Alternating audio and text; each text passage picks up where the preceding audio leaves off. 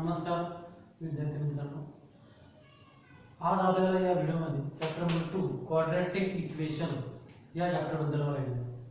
पहिले आपण त्याची डेफिनेशन बघू. The equation in one variable.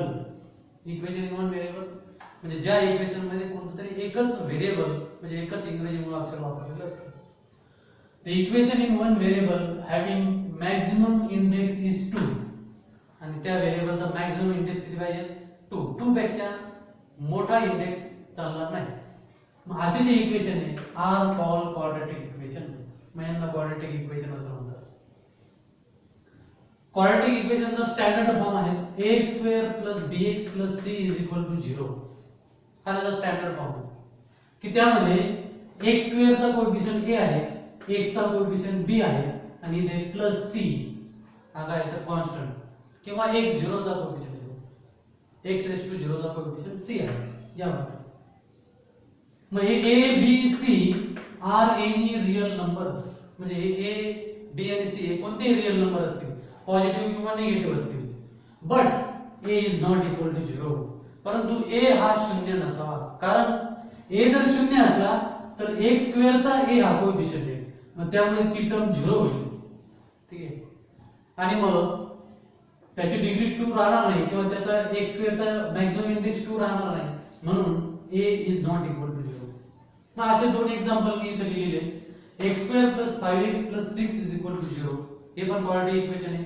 कारण आपण यामध्ये बघितलं तर x या इक्वेशन मध्ये x हेच व्हेरिएबल आहे, दुसरं व्हेरिएबल नाही आहे. म्हणजे इक्वेशन इन वन व्हेरिएबल आहे. आणि x चा पहिल्या टर्म मध्ये जो काही इंडेक्स आहे तो 2 आहे, म्हणजे मॅक्सिमम इंडेक्स 2. म्हणजे याला आपल्याला क्वाड्रॅटिक इक्वेशन म्हणता येईल. तसंच हे सेकंड इक्वेशन दिलेले आहे x² - 15x + 54 = 0. हे पण क्वाड्रॅटिक इक्वेशन आहे. मग आता कोणते क्वाड्रॅटिक इक्वेशन आहे किंवा कोणते नाही हे बघण्यासाठी आपल्याला प्रॅक्टिस सेट 2.1 यामध्ये क्वेश्चन नंबर 2 आहे. Decide which of the following are quadratic equation. त्याचं पहिलं एक्झाम्पल x² + 5x - 2 = 0. आता कोणते इक्वेशन क्वाड्रॅटिक इक्वेशन आहे किंवा नाही हे बघण्यासाठी 3 कंडिशन आहेत. पहिली कंडिशन म्हणजे given equation is one variable.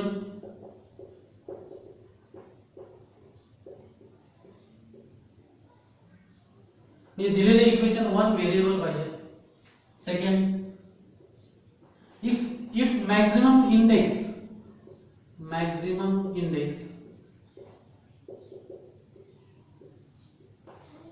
of variable is 2 आणि तिसरी कंडिशन आहे ती म्हणजे a is not equal to 0. या 3 कंडिशन आपण इथे चेक करायचं. पहिली कंडिशन काय आहे? Equation in one variable. मग हे आहेत का इक्वेशन इन वन व्हेरिएबल? तर आहेत. यामध्ये फक्त x हाच व्हेरिएबल आहे. दुसरी condition maximum index of variable is 2. मग x हे व्हेरिएबल आहे, ते दोन टर्म मध्ये आपल्याला दिसतंय. इथे x चा इंडेक्स 1 आहे, दिलेलं म्हणजे 1 आहे, आणि इथे आहे x चा इंडेक्स 2. मग मॅक्सिमम इंडेक्स 2 आहे. Third condition a is not equal to 0. a म्हणजे कोएफिशियंट ऑफ x². इथे कोएफिशियंट ऑफ x² लिहिलेलं नाही म्हणजे तो 1 आहे, means it is not equal to 0.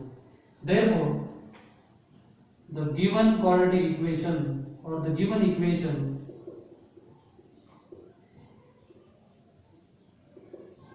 is a quadratic equation.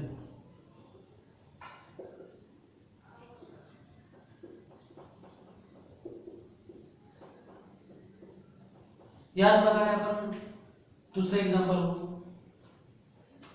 Second example असं आहे y² = 5y - 10. आता हे इक्वेशन क्वाड्रॅटिक इक्वेशन आहे किंवा नाही ते आपल्याला चेक करायचं आहे. पण इथे आपल्याला दिसतंय की एक कंडिशन आपण चेक करू. इक्वेशन इन वन व्हेरिएबल, हे इक्वेशन इन वन व्हेरिएबल आहे कारण यामध्ये y हा एकच व्हेरिएबल आहे. पुढे maximum index of variable is 2. याचा मॅक्सिमम इंडेक्स 2 आहे. इथे y आहे, इथे y आहे. या टर्म मध्ये y चा इंडेक्स 1, इथे y चा इंडेक्स 2 आहे. फक्त अडचण काय आहे तर इथे या ज्या टर्म आहेत त्या इक्वल साइनच्या लेफ्ट हँड साइडला नाही. मग आपण त्याची साइड चेंज करून घेऊ. म्हणजे थोडक्यात काय हे इक्वेशन ax² + bx + c या स्टँडर्ड फॉर्मच्या स्वरूपात आपण ते लिहू. मग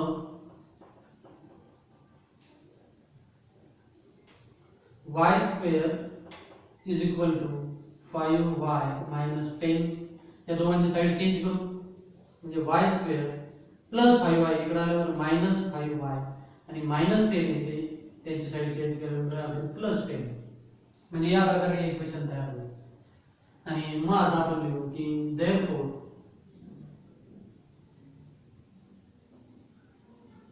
given equation is a quadratic equation.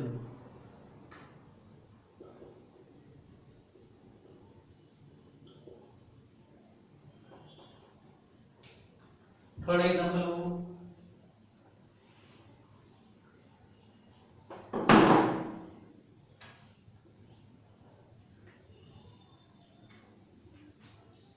Third example 2m³ plus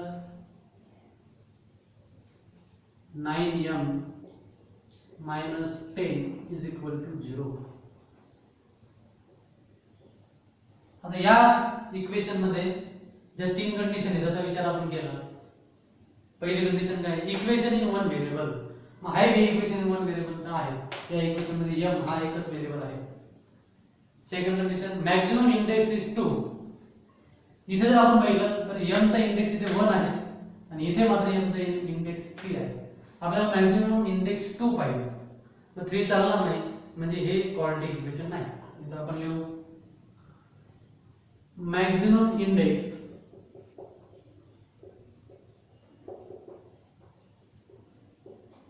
of variable m is 3 and therefore the given equation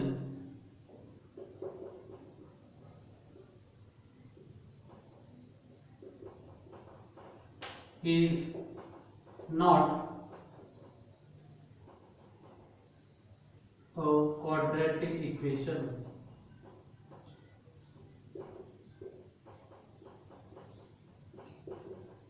हे दिलेले इक्वेशन क्वाड्रॅटिक इक्वेशन नाही.